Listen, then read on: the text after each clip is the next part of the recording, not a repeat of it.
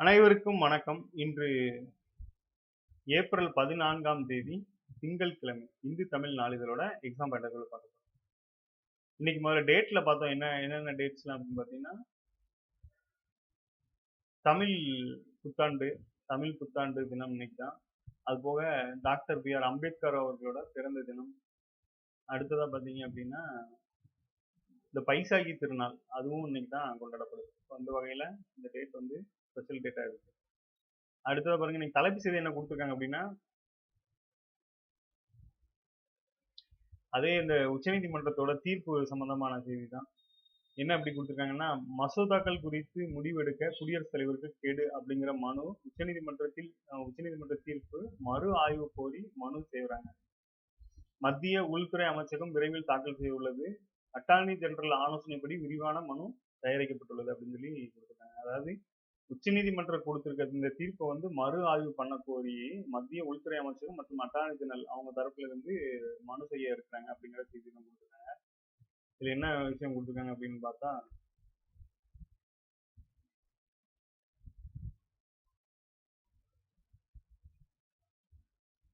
மாநில அரசுகளின் மசோதாக்கள் குறித்து முடிவெடுக்க ஆளுநர் மற்றும் குடியரசுத் தலைவருக்கு காலக்கெடு நிர்ணயம் செய்து உச்சநீதிமன்றம் வந்து தீர்ப்பளிச்சிருக்காங்க. இந்த தீர்ப்பை மறு ஆய்வு செய்ய கோரி உச்சநீதிமன்றத்தில் மத்திய அரசு சார்பில் விரைவில் மனு தாக்கல் செய்யப்பட உள்ளது. இந்த மாநில அரசின் மசோதா குறித்து ஆளுநர் ஒரு மாதத்திற்குள் முடிவெடுக்க வேண்டும். இதே போல மாநில ஆளுநர் அனுப்பி வைக்கும் மசோதாக்கள் மீது குடியரசுத் தலைவர் 3 மாதங்கள் முடிவெடுக்க வேண்டும் என்று காலக்கெடு விதித்து தீர்ப்பு கூறப்பட்டுள்ளது. இதுதான் இந்த காலக்கெடு. ஸோ இப்ப கொடுக்கப்பட்ட தீர்ப்பின்படி பாத்தீங்கன்னா, ஆளுநருக்கு இதுக்கு முன்னாடி வந்து 2 பேருக்குமே, ஆளுநர் குடியரசுத் தலைவர் 2 பேருக்குமே இது கிடையாது, காலக்கெடு கிடையாது. அப்போ இப்ப கொடுக்கப்பட்ட இந்த தீர்ப்பின் மூலமா காலக்கெடு எவ்வளவு நிர்ணயிச்சிருக்காங்க அப்படின்னா, ஆளுநருக்கு முடிவெடுக்கிறதுக்கு 1 மாசமும், குடியரசுத் தலைவருக்கு 3 மாதமும் காலக்கெடு நிர்ணயிச்சிருக்காங்க. ஸோ இந்த தீர்ப்பின்படி இந்த டேட்டா, இந்த மந்த்தை வந்து ஞாபகம் வச்சுக்கோங்க. அடுத்ததான் என்ன கொடுத்துருக்காங்கன்னா, அடுத்தது வந்து இந்த குடியரசுத் தலைவர் ஆளுநரையும் குடியரசுத் தலைவரும் ஒரே நேர்கோட்டில் வைத்து உச்சநீதிமன்றம் காலக்கெடு நிர்ணயம் செய்துள்ளதாக கருதுகிறோம். ஒரு மசோதாவை குடியரசுத் தலைவருக்கு அனுப்புவதா வேண்டாமா என்பது குறித்து முடிவெடுக்கும் அதிகாரம் ஆளுநருக்கு உள்ளது. குடியரசுத் தலைவர் அவ்வாறு செயல்பட முடியாது. மத்திய அமைச்சரவையின் ஆலோசனையின்படி அவர் செயல்பட முடியும். இந்த வழக்கில் குடியரசுத் தலைவரின் கருத்தையும் உச்சநீதிமன்றம் கேட்டிருக்கலாம் அப்படின்னு சொல்லியிருக்காங்க. அடுத்து பாருங்க, பொதுவா 3 காரணிகளின் அடிப்படையில் தான் இந்த மசோதாக்கள் வந்து இது பண்ணப்படும் அப்படின்னு சொல்லியிருக்காங்க. என்னென்னு பார்த்துருவோம். குடியரசுத் தலைவர் ஒப்புதல் அளிக்காமல் இருப்பார். 3 காரணங்களுக்காக குடியரசுத் தலைவர் வந்து ஒப்புதல் அளிக்காமல் இருப்பாராம். என்னென்ன காரணம்னு பார்த்தீங்கன்னா, மத்திய அரசின் சட்டங்களுக்கு எதிரான நிலைப்பாடு கொண்டிருந்தா அந்த இதுக்கு வந்து ஒப்புதல் அளிக்க மாட்டாரு. அடுத்து தேசிய கொள்கைகளுக்கு எதிரான நிலைப்பாடு கொண்டிருந்துச்சுன்னா அதுக்கும் ஒப்புதல் அளிக்க மாட்டாரு. அரசியலமைப்பு சட்டத்திற்கு எதிரான நிலைப்பாடு, பாருங்க 3 விஷயம். ஒண்ணு, மத்திய அரசின் சட்டங்களுக்கு எதிரான நிலைப்பாடு இருக்கிறது. அப்புறம் தேசிய கொள்கைகளுக்கு எதிரான நிலைப்பாடு, அரசியலமைப்பு சட்டத்திற்கு எதிரான நிலைப்பாடு கொண்டிருந்த மசோதாக்களுக்கு ஒப்புதல் அளிக்கப்படாது அப்படிங்கிறத சொல்லியிருக்காங்க. மசோதாக்கள் திருப்பி அனுப்பப்பட்டாலோ நிறுத்தி வைக்கப்பட்டாலோ அந்த மசோதாக்கள் காலாவதி ஆகிவிடும். திருப்பி அனுப்பப்படும் மசோதாக்களில் உரிய திருத்தங்களை மேற்கொண்டு அவற்றை சட்டப்பேரவையில் மீண்டும் நிறைவேற்ற வேண்டும் அப்படின்னு சொல்லியிருக்காங்க. என்னவா, மசோதாக்கள் வந்து பாத்தீங்கன்னா திருப்பி அனுப்பப்பட்டாலோ நிறுத்தி வைக்கப்பட்டாலோ அந்த மசோதாக்கள் காலாவதி ஆகிவிடும். திருப்பி அனுப்பப்படும் மசோதாக்கள் உரிய திருத்தங்களை மேற்கொண்டு அவற்றை சட்டப்பேரவையில் மீண்டும் நிறைவேற்ற வேண்டும் அப்படின்னு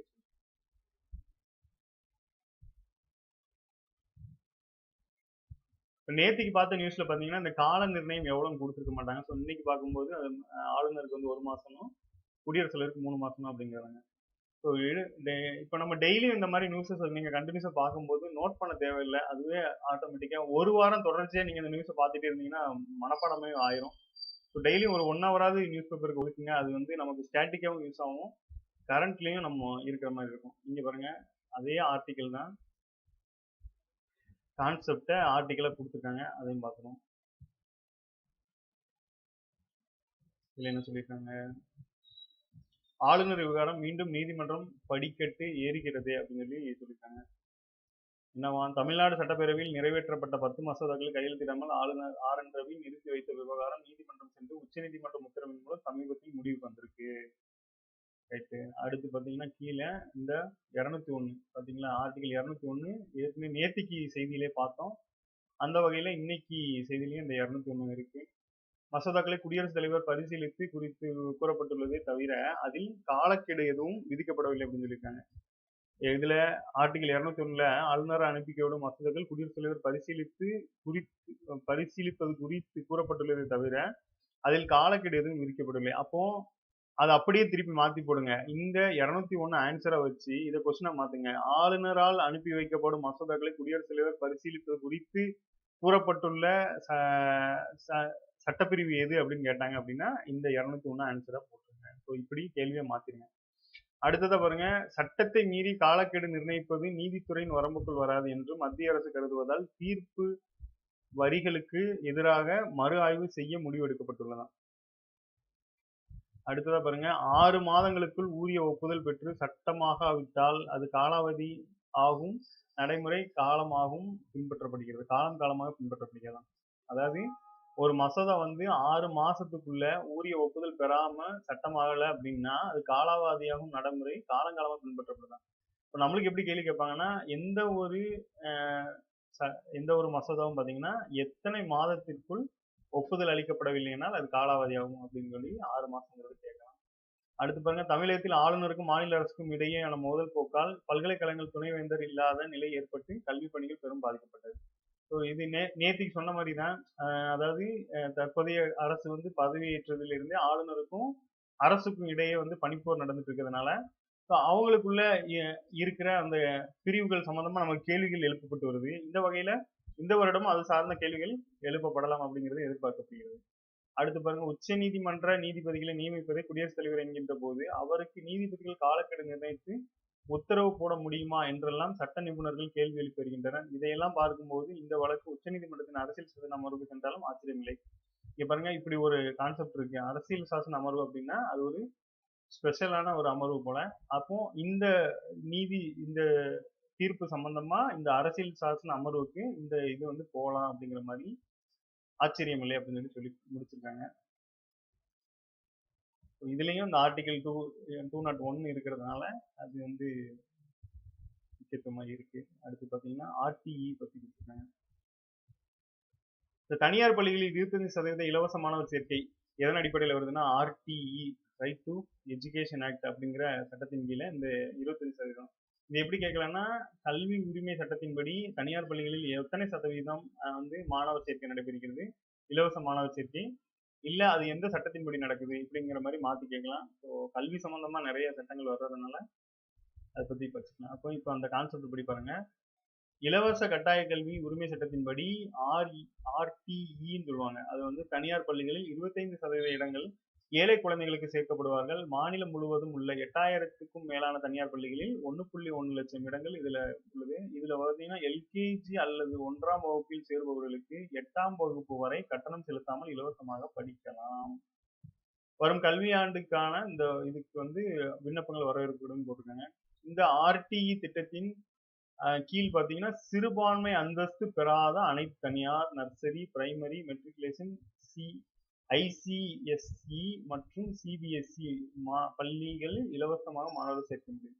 அது வந்து சிறுபான்மையின அந்தஸ்து இல்லாத இதுதான். ஏன்னா அந்த சிறுபான்மையின அந்தஸ்துன்னு பார்க்கும்போது அந்த நிறுவனம் சார்ந்த ட்ரஸ்ட் வந்து இயக்கிட்டு வருவாங்க. ஸோ அதுல இல்லாத தனியார் பள்ளிகளில் வந்து இந்த மாதிரி இலவச இது கொடுக்குறாங்க. அடுத்து நலிந்த பிரிவினர் அவங்க வந்து ஒரு சின்ன கிரைட்டேரியா வச்சிருக்காங்க. என்னன்னா, நலிந்த பிரிவினருக்கு ஆண்டு வருமானம் 2 லட்சத்துக்கு குறைவா இருக்க வேண்டும். விண்ணப்பதாரர்கள் வருமானம், இருப்பிடம், சாதி சான்றிதழ் இதெல்லாம் வந்து அதற்கான தேவையான ஆவணங்களை கொடுத்துருக்காங்க. நமக்கு அதெல்லாம் தேவையில்லை. எவ்வளவு சதவீதம் பார்த்தீங்கன்னா 25%. எந்த வருஷத்து சட்டம் படி பார்த்தீங்கன்னா 2009-10 சொல்லுவாங்க. அதாவது நமக்கு அகாடமிக் இயர்னு பார்த்தீங்கன்னா 2009-10 அப்படிங்கிற வருஷத்தை எடுத்துக்கலாம். இதன்படிதான் இந்த சட்டம் வந்து நடைமுறைக்கு வந்திருக்கும். இதுல பாருங்க, எத்தனாம் வகுப்பு வரைக்கும் அப்படின்னு பாத்தீங்கன்னா 8ஆம் வகுப்பு வரைக்கும், எல்கேஜில ஆரம்பிச்சு 8ஆம் வகுப்பு வரைக்கும் அப்படிங்கிறது 3 இதா இருக்கு. ஸோ இதுல வந்து அந்த பேரண்ட்ஸோட ஆண்டு வருமானம் பாத்தீங்கன்னா 2 லட்சத்திற்கு குறைவா இருக்கும் அப்படின்னு சொல்லி 4 டேட்டா கொடுத்துருக்காங்க. கல்வி சார்ந்து இதை படிச்சுக்கோங்க. இதே நம்ம ஸ்கூல் புக்ல எப்படி கொடுத்துருப்பாங்க அப்படின்னா அந்த ஆர்டிஇ சட்டத்தை பத்தி கொடுத்துருப்பாங்க. ஸோ உள்ளடக்கங்கள்லாம் நம்ம படிச்சுக்கணும். அடுத்து எக்கனாமிக்ஸ் சம்பந்தமா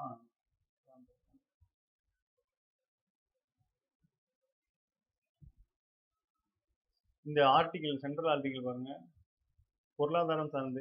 இதுவும் ஏற்கனவே பார்த்த செய்தி தான், ஆனாலும் ஆர்டிகிளா கொடுத்துருக்காங்க. பொருளாதார வளர்ச்சியில் முதலிடம் தமிழகத்தின் சாதனை தொடரட்டும் அப்படின்னு சொல்லியிருக்காங்க. இந்த கேள்வி வந்து இந்த வாட்டி அதிகபட்சமா எதிர்பார்க்கப்படலாம். என்ன அப்படின்னு பாத்தீங்கன்னா, உண்மையான பொருளாதார வளர்ச்சியில் 9.69%. 2032 இப்ப ஏற்கனவே பாத்தீங்கன்னா 2030 நம்ம இலக்கா வச்சு செயல்பட்டு இருந்தோம். இந்த வகையில இப்ப இருக்கிற இந்த புள்ளி வரப்படி இந்த பொருளாதார வளர்ச்சி படி பார்த்தோம்னா இது வந்து 2032 இலக்கா அடையும் அப்படிங்கிற மாதிரி எதிர்பார்க்கப்படுது. ஸோ அப்போ இலக்கை வந்து 2030ல இருந்து 32க்கு நம்ம மாற்றம் செய்திருக்கோம் அப்படிங்கிறத இதன் மூலமா தெரிஞ்சுக்கலாம். இப்போ அது கூட கரண்ட் இப்போ நம்ம அப்டேட் ஆகிருக்குமா அப்படிங்கிறத இதன் மூலமா கூட செக் பண்ணலாம். ஸோ அப்படி பார்த்துக்கோங்க. அப்போ இந்தியாவின் முதன்மை மாநிலமாக திகழ்கிறது. 2032-33 $1 trillion பொருளாதாரம் என்னும் இலக்கை அடைய திட்டமிட்டு வரும் தமிழ்நாடு அரசு அப்படின்னு சொல்லி கொடுத்துருக்காங்க. இந்த ஜிஎஸ்டிபின்னு பார்த்துருப்பீங்க. இது வந்து ஸ்டேட் ஜிடிபி மாதிரி இது வந்து ஸ்டேட்டுக்குள்ளேயே அந்த இது பண்றது தான் இந்த ஜிஎஸ்டிபி.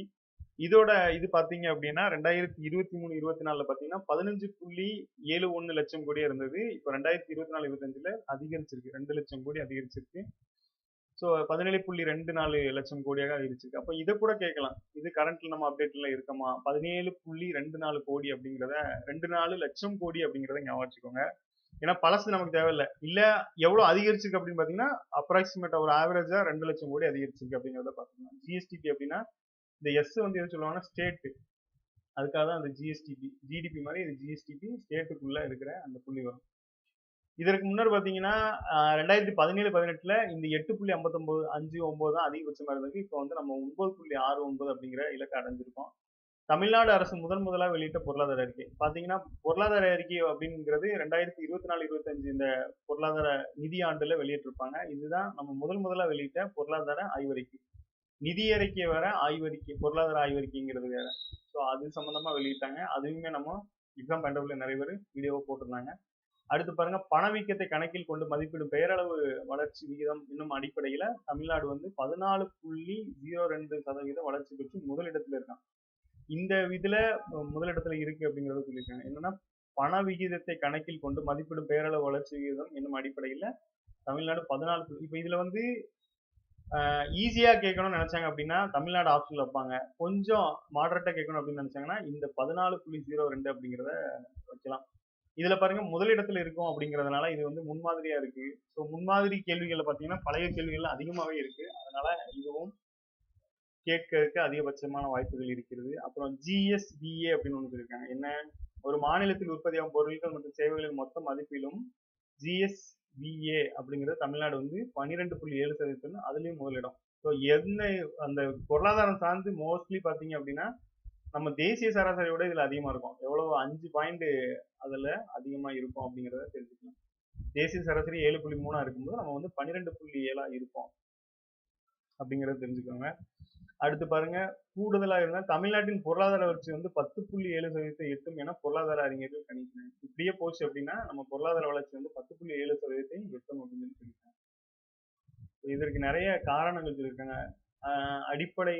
அடிப்படைகளில் உறுதி, அதாவது பேஸ் ஸ்ட்ராங்கு, அப்புறம் வந்து நிலையான நிர்வாகம், தெளிவான தொலைநோக்கு பார்வை ஆகியவை நமது மாநிலம் மக்களின் எதிர்காலத்தை வடிவமைக்கிறது. $1 trillion என்னும் பொருளாதார இலக்கை நோக்கி உறுதியாக செய்து கொண்டிருக்கிறது அப்படின்னு சொல்லி காரணங்கள் நிறைய கொடுத்துருக்கேன். ஸோ எக்ஸாம் பாயிண்ட் ஆஃப் வியூல இந்த புள்ளி விவரங்களை மெயினாக நோட் பண்ணிக்கோங்க.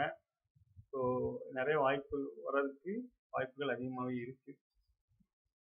அடுத்து அம்பேத்கர் பத்தி ஒன்று கொடுத்துருக்காங்க. இன்னைக்கு அவரோட பிறந்த நாள் அப்படிங்கிறதுனால அவரோட மொழி பார்வை அப்படிங்கிறத ஒரு டாபிக்ல கொடுத்துருக்காங்க. தமிழ்நாட்டு அரசியலில் மொழியின் தாக்கம் அரை நூற்றாண்டு மேலாக இருந்தாலும் அம்பேத்கர் மொழி குறித்த பார்வை இங்கு விவாதிக்கப்படுவதில்லை. 9 மொழிகளை கற்றறிந்ததோடு, இங்க பாருங்க 9 மொழி கற்றிருந்திருக்காங்க. பாலி மொழிக்கு இலக்கணமும் வகுத்திருக்காங்க. மொழி குறித்த அவரது பார்வை பெரும்பாலும் எதிர்மறையாகவே புரிந்து கொள்ளப்பட்டது. இந்தியை தேசிய மொழியாக ஆக்க வேண்டும் என்று அவர் வலியுறுத்தினார். மொழிவாரி மாநிலங்களை எதிர்த்தார். தேசிய இனங்களை அங்கீகரிக்கவில்லை என்றெல்லாம் அம்பேத்கர் மீது விமர்சனங்கள் உண்டு அப்படின்னு சொல்லியிருக்காங்க. இதுல நாம தெரிஞ்சுக்க வேண்டியது, இவங்க வந்து 9 மொழி கற்றிருக்காங்க. பாலி மொழிக்கு இலக்கணமும் எழுதியிருக்காங்க. அது போக மொழி குறித்து அவரோட பார்வை வந்து எதிர்மறையாக புரிந்து கொள்ளப்பட்டிருக்கு. இந்தி மொழியை ஏன் தேசிய மொழி ஆக்கணும் அப்படின்னா இந்த தேசப்பற்றுக்காண்டி சொல்லியிருக்கலாம். ஸோ அதெல்லாம் வந்து தப்பா புரியப்பட்டிருக்கு அப்படிங்கிற மாதிரி கட்டுரை எழுதியிருக்காங்க. இது எல்லாமே அவங்களோட புக்ல உள்ள அந்த சுயசரிதையில் உள்ளதை எழுதியிருக்காங்க. அடுத்ததா பார்த்தோம் அப்படின்னா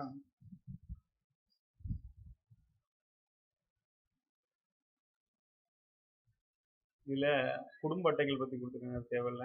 இப்போ வந்து புத்தகங்களை வந்து தமிழ்நாடு பாடநூல் கழகத்தோட சேர்ந்து லண்டனை சேர்ந்த ஸ்வீட் செர்ரி அப்படிங்கிற சிறார் புத்தக பதிப்போடு புக்கை வந்து தமிழ்ல டிரான்ஸ்லேட் பண்ணிருக்காங்க. அதாவது ஆங்கில புத்தகங்களை தமிழ்ல டிரான்ஸ்லேட் பண்ணிருக்காங்க.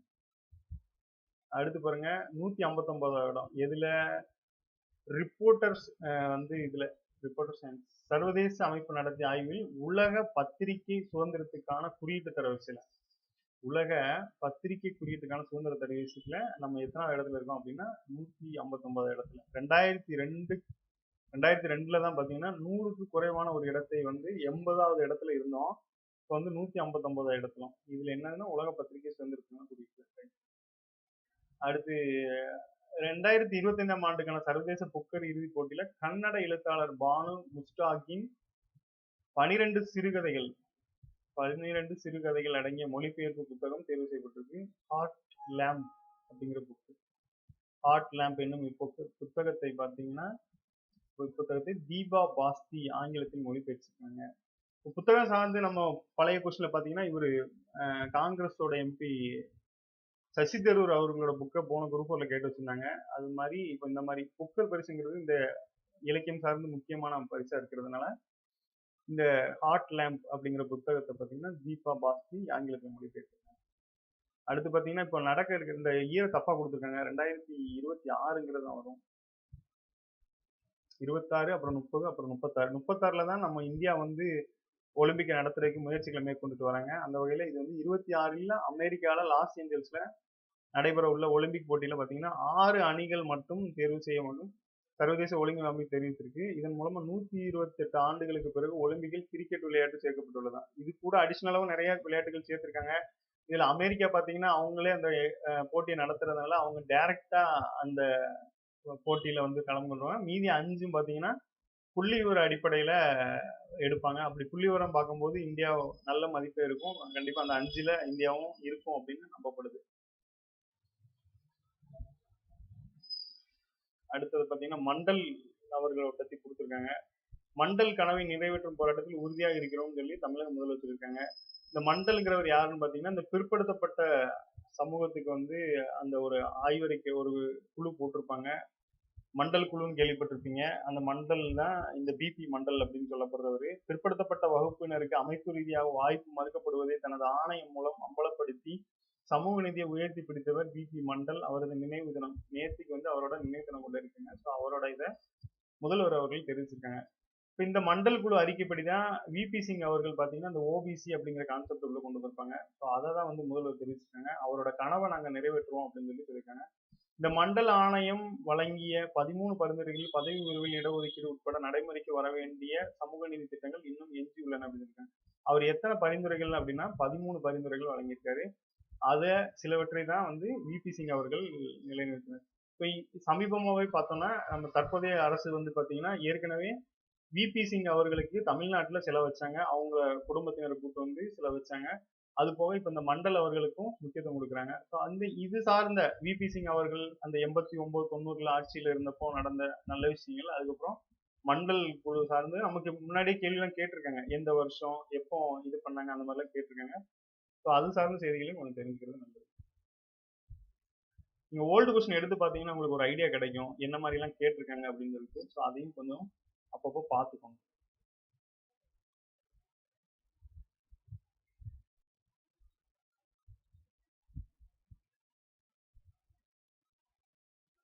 உலக குவாண்டம் தினம் சொல்லி கொடுத்துருக்காங்க.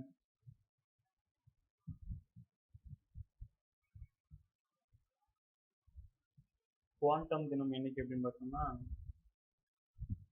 ஏப்ரல் 14 இன்னைக்கு தான் பார்த்தீங்கன்னா சர்வதேச குவாண்டம் தினமா. இது அடிஷனலாக சேர்த்துக்கோங்க. இன்னைக்கு டேட் ஸ்பெஷல்ல சர்வதேச குவாண்டம் தினம் என்னைக்குன்னு பார்த்தீங்கன்னா இந்த 14ஆம் தேதி. ஸோ இது சார்ந்த இப்போ நம்ம இந்திய அரசு வந்து தேசிய குவாண்டம் மிஷன் அப்படின்னு ஒன்று வச்சிருக்காங்க.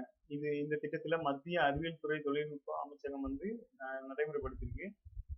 இந்த டேட்ல வந்து என்ன சொல்ல வராங்க அப்படின்னா இந்த தொழில்நுட்பத்தில் உள்ள வாய்ப்புகள் குறித்த ஆர்வத்தை ஊக்குவிக்கும் விழிப்புணர்வு ஏற்படுத்தும் தினங்கள் பொதுவாகவே விழிப்புணர்வு தான். ஸோ அந்த வகையில இந்த டேட்டை கொண்டாடணும் அப்படின்னு சொல்லி இந்த டேட்ல சிறப்பு நிகழ்ச்சிகள் நடத்தணும் அப்படின்னு சொல்லி அதன் மூலமா விழிப்புணர்வு ஏற்படுத்த வேண்டிய சிறப்பு நிகழ்ச்சி. அடுத்து இந்த இது வந்து ஒரு ஆடு தான், மத்திய அரசு சார்பா கொடுத்துருக்க ஆடு. இதுல வந்து இன்னைக்கு அம்பேத்கரோட பிறந்தநாள் இருக்கிறதுனால மத்திய அரசு சார்ந்த திட்டங்களை கொடுத்துருக்காங்க. இதுல முக்கியமா பாருங்க, இந்த ஒரு அவர் ஆசைப்பட்ட ஒரு 5 விஷயங்களை சொல்லியிருக்காங்க. என்ன அப்படின்னா, பாபா சாஹேப் மரபுகளை கௌரவிப்பதற்காக அவரது வாழ்க்கையில் முக்கிய தொடர்புடைய 5 இடங்களை பஞ்ச தீர்த்த இடங்களாக மேம்படுத்தப்பட்டுள்ளது. ஜனம் பூமி அப்படிங்கிறது என்னன்னா, அப்படிங்கிறது மத்திய பிரதேசத்துல உள்ள இடம். சிக்ஷா பூமி அப்படிங்கிறது லண்டன். லண்டன் வந்து அவர் படிக்க போயிருப்பாரு. ஸோ லைப்ரரியும் அங்கே அதிகமாக யூஸ் பண்ணிருக்கனால இந்த சிக்ஷா பூமிங்கிறது லண்டனாகவும், தீக்ஷா பூமி அப்படிங்கிறது நாக்பூர். அவர் மும்பையில தான் இருந்திருப்பாரு. ஸோ நாக்பூர். அப்புறம் மகாபரி நிர்வாமன் பூமி, அப்போ டெல்லியில சட்டத்துறை அமைச்சராக இருந்திருப்பாங்க. ஸோ அப்போ அந்த இருந்த காலகட்டமா இருக்கலாம். அப்புறம் சயத்த பூமி அப்படின்னா மும்பை. மும்பையிலையும் இப்போ இந்த நாக்பூர் மும்பை ரெண்டுமே மகாராஷ்டிரால தான் இருக்கு. ஸோ மகாராஷ்டிராவை பூர்வீகமாக கொண்டதுனால இந்த 2 ஏரியாக்களும் கொடுத்துருக்கலாம். ஜனம்பூமி மத்திய பிரதேஷ், டெல்லி, இது போக லண்டன். ஜனம்பூமி, சிக்ஷா பூமி, தீக்ஷா பூமி, மகாபரி நிர்வான் பூமி, சையத் பூமி அப்படிங்கிற 5 இடங்களை வந்து மத்திய அரசு சார்பா மேம்படுத்தியிருக்காங்க அப்படின்னு சொல்லியிருக்காங்க. இது மாதிரி கேள்விகள் பார்த்தீங்கன்னா இந்த பொறுத்துக்கையில வைக்கிறதுக்கு ஈஸியா இருக்கும். ஸோ அந்த வகையில இது மாதிரி விஷயங்களை கொஞ்சம் பார்த்துக்கோங்க. மற்ற திட்டங்கள் பார்த்தீங்க அப்படின்னா, மற்ற திட்டங்கள்ல வந்து எஸ்சி எஸ்டிக்கு வந்து எந்த அளவுக்கு நிதி ஒதுக்கியிருக்காங்க அப்படிங்கிறத கொடுத்து ஒரு திட்டமும் கொடுத்துருக்காங்க. முத்ரா திட்டம், பிரதமரின் வீட்டு வசதி திட்டம், உஜ்வாலா திட்டம், ஜல்ஜீவன் திட்டம், ஆயுஷ்மான் பாரத் திட்டம். ஸோ இந்த திட்டங்கள்ல எவ்வளவு ரூபா ஒதுக்கி இருக்குன்னு சொல்லி மத்திய அரசு சார்பா கொடுத்துருக்காங்க. அடுத்து பார்த்தீங்கன்னா, முதல்வர் தலைமையில பல்கலைக்கழக துணைவேந்தர்களோட கூட்டம் அப்படின்னு சொல்லி ஒரு செய்தி. இது வந்து தமிழக வரலாற்றுல இது முதல் முறையா நடக்கு அப்படின்னு சொல்லி கொடுத்துருக்காங்க. அப்படிங்கும்போது அப்போ இந்த தீர்ப்பு வந்து முக்கியமானது. அந்த தீர்ப்பின் மூலம் என்ன நடக்கு அப்படிங்கிறத இது மூலமா தெரிஞ்சுக்கலாம். பல்கலைக்கழக துணைவேந்தர்கள் ஆலோசனை கூட்டம். இதற்கு முன்னாடி ஆளுநர் தலைமையில் நடைபெற்றிருக்கு, வந்து இப்போ முதல்வர் தலைமையில நடக்குது. முதல் முறையாக முதல்வர் தலைமையில் துணைவேந்தர்கள் பங்கேற்கும் ஆலோசனை கூட்டம் நடைபெற உள்ளது அப்படின்னு சொல்லிட்டாங்க. இதுல பாருங்க, பல்கலைக்கழக வேந்தராக இருந்த ஆளுநர் ஆர்என்ஏவி ஒவ்வொரு ஆண்டும் துணைவேந்தர்களுடன் உயர்கல்வி தொடர்பாக ஆலோசனை நடத்துவது வழக்கம். இந்நிலையில் ஆளுநருக்கு எதிராக தமிழக சட்டப்பேரவையில் இயற்றப்பட்ட 10 மசோதாக்களுக்கு உச்சநீதிமன்றம் அண்மையில் ஒப்புதல் வழங்கியது. இந்த மசோதாக்கள் குறித்து அரசியல் அறிவிக்கை வெளியிட்டது. துணைவேந்தர்கள் நியமிக்கும் அதிகாரத்தை மாநில அரசுக்கு வழங்குவது, வேந்தருக்கான அதிகாரத்தை ஆளுநருக்கு பதிலாக தமிழக அரசுக்கு வழங்குவது, சிண்டிகேட் உறுப்பினர்களை அரசை நியமிப்பது உள்ளிட்ட அம்சங்கள் இதை உள்ளடக்கியது. ஸோ இதெல்லாம் நிறைவேற்றப்பட்டதுனால இதன் மூலமா முதல்வரை பல்கலைக்கழகங்களுக்கு வேந்தராகவும் மசோதாக்கும் நீதிமன்றம் ஒப்புதல் அளித்திருப்பது. இதையடுத்து பல்கலைக்கழக திருத்த சட்டத்தின்படி தற்போது எல்லா பல்கலைக்கழகத்துக்கும் வேந்தராக முதல்வரே செயல்படுவார். அப்ப இதை எப்படி கேட்கலாம் அப்படின்னா, தற்போதைய தீர்ப்பின்படி பல்கலைக்கழகங்கள் வேந்தராக யார் செயல்படுவார் அப்படின்னு சொல்லி கேட்டாங்கன்னா முதல்வர் அப்படிங்கிறது நம்மளுக்கு ஆன்சர் ஆயிருக்கும் அடுத்த திருத்தங்கள் வர்ற வரைக்கும். ஸோ அதாவது இப்போ வரைக்கும் பாத்தீங்கன்னா முதல்வர் தான். இப்ப இந்த தீர்ப்பின்படி பாத்தீங்கன்னா முதல்வர் தான் வந்து நம்ம பல்கலைக்கழகங்களுக்கு எல்லாம் வேந்தராக இருக்காங்க. ஸோ துணை வேந்தர்களை நியமிக்கும் அதிகாரமும் இந்த தீர்ப்பின்படி முதல்வர்கிட்டயே தான் இருக்கு. அடுத்து பாத்தீங்கன்னா, தமிழகத்தில் உயர்கல்வியை மேம்படுத்தும் நோக்கத்துடன் அனைத்து பல்கலைக்கழகங்களையும் துணைவேந்தர்கள் மற்றும் பதிவாளர்கள் கலந்து கொள்ளும் ஆலோசனை கூட்டம் சென்னையில் தலைமைச் செயலகத்தில் உள்ள நாமக்கல் கவிஞர் மாளிகையில நடைபெற இருக்கு. அடுத்து பாத்தீங்கன்னா, தமிழக பல்கலைக்கழக வரலாற்றில் முதல் முறையாக முதல்வர் தலைமையில் துணைவேந்தர்கள் பங்கேற்கும் ஆலோசனை கூட்டம் நடைபெற உள்ளது குறிப்பிடத்தக்கது அப்படின்னு சொல்லி. ஸோ இது எல்லாமே முதல் முறையா நடக்கிறதுனால இது சார்ந்த செய்திகளையும் கொஞ்சம் தெரிஞ்சு வச்சுக்கோங்க.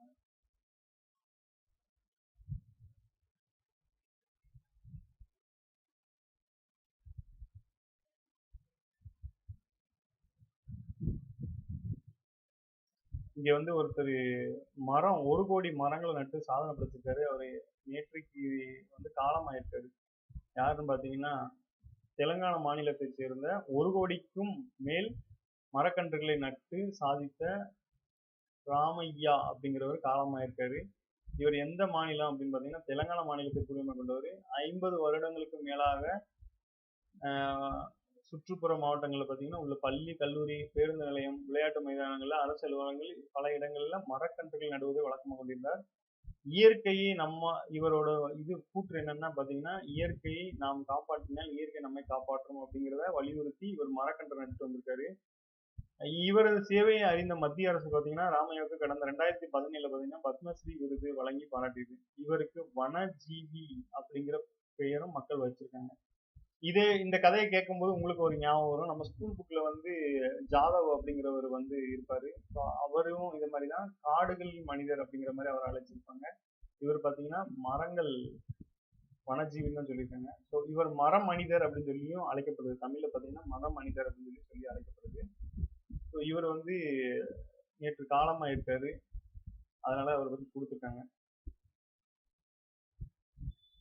இது வந்து சுற்றுச்சூழல் சார்ந்து பார்த்தீங்கன்னா நடப்பு நிகழ்வுகளை இதை பத்தி கேட்கலாம். ஏன்னா மரம் வளர்ப்பு அப்படிங்கிறது சுற்றுச்சூழல் நிலைநிறுத்திற்காக தான் இது பண்ணுறாங்க. மசோதாக்களுக்கு ஒப்புதல் வழங்குவதை நீதிமன்றமே முடிவு செய்தால் நாடாளுமன்றம் சட்டப்பேரவைக்கு அப்படின்னு சொல்லி ஆளுநர் கேரளாவோட ஆளுநர் கேட்டிருக்காரு. இவர் ஒரு 2 விஷயத்த கோட் பண்ணியிருக்காரு. என்ன அப்படின்னு பார்த்தீங்கன்னா, மசோதாக்களுக்கு ஆளுநர் ஒப்புதல் அளிப்பது தொடர்பாக அரசியல் சாசனத்தில் காலவரம்பு நிர்ணயம் செய்யப்படவில்லை. ரைட்டு. இப்போ இந்த தீர்ப்பின்படி தான் கால நிர்ணயம் பண்ணியிருக்காங்க. மசோதாக்களுக்கு ஒப்புதல் வழங்குவதற்கான கால வரம்பை நிர்ணயிக்க அரசியல் சாசன திருத்தம் செய்ய வேண்டும். இதற்கு நாடாளுமன்றத்தில் 3/2 பங்கு உறுப்பினர்கள் ஆதரவு தேவை அப்படின்னு சொல்லியிருக்காரு. இந்த சிறப்பு பெரும்பான்மைன்னு சொல்லப்படுற இந்த 2/3 அப்படிங்கிற மெஜாரிட்டி தேவை. எதுக்கு? மசோதாக்களுக்கு ஒப்புதல் வழங்குவதற்கான கால வரம்பை நிர்ணயிக்க அதாவது தீர்ப்பு மட்டும் பத்தாது, அது போக பார்லிமெண்ட்ல திருத்தமும் கொண்டு வரணும் அப்படிங்கிற மாதிரி சொல்லியிருக்காரு. அடுத்து இங்க பாருங்க, டிஆர்டிஓ சம்பந்தமா ஒரு செய்தி என்ன அப்படின்னு பார்த்தோம்னா, எதிரி நாடுகளின் விமானங்களை வீழ்த்தும் லேசர் ஆயுத சோதனை வெற்றி முன்னணி நாடுகளின் பட்டியலில் இந்தியா அப்படிங்கிற செய்தி கொடுத்துருக்காங்க. என்ன அப்படின்னா, DEW லேசர் ஆயுதம் சமீபத்தில் பார்த்தீங்கன்னா இந்த DEW லேசர் ஆயுதம் சோதனையிலிருந்து சக்சஸ்ஃபுல்லா இருக்கு அப்படிங்கிற விஷயத்தை கொடுத்துருக்காங்க.